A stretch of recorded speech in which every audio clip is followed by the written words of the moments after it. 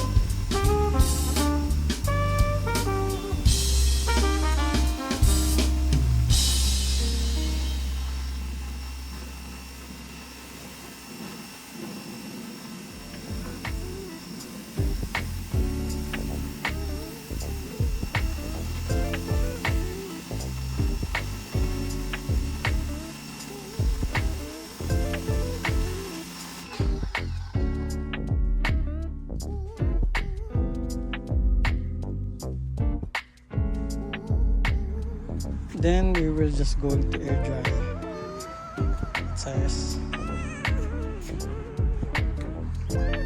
After air drying in the sun, we're going to use this Rust-Oleum paint black.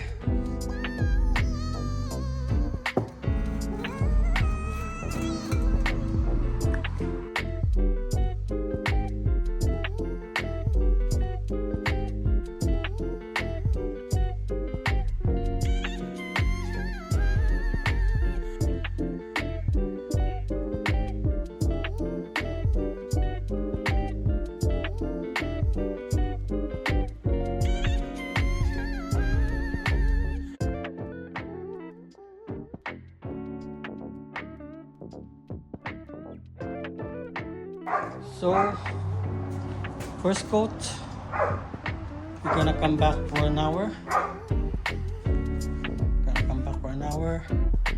And we will do the other side. I'm already done with one bottle, so I think this one is enough. Okay, see you guys. Now we're going to do the other side. Already flipped it. Get it on. Actually guys, it's already 11 in the evening, and I'm just going to do this because I'm going to be very busy this week. We're gonna go camping. Lots of things to do, guys.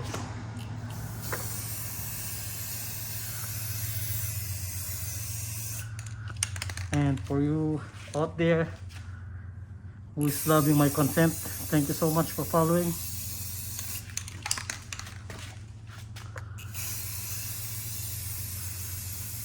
I have to do this also because winter is almost here.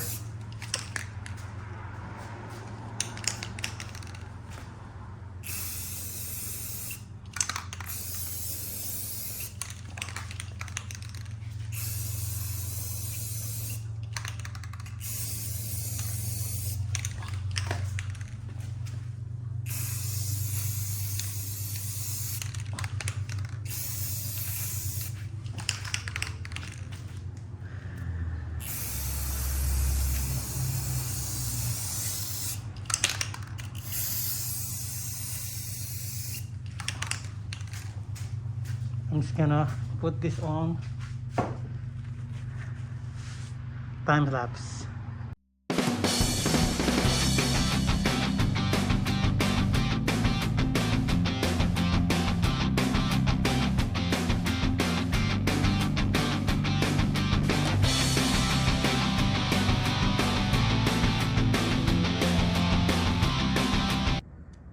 All right, there you have it, guys. We will continue tomorrow. I have already done first coat.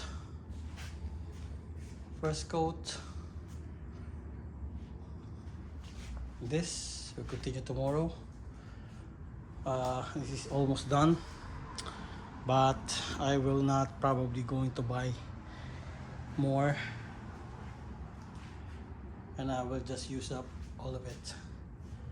So thank you again, guys, for watching. Hope you like this video. Please subscribe to my channel. Thanks so much again. Have a good night.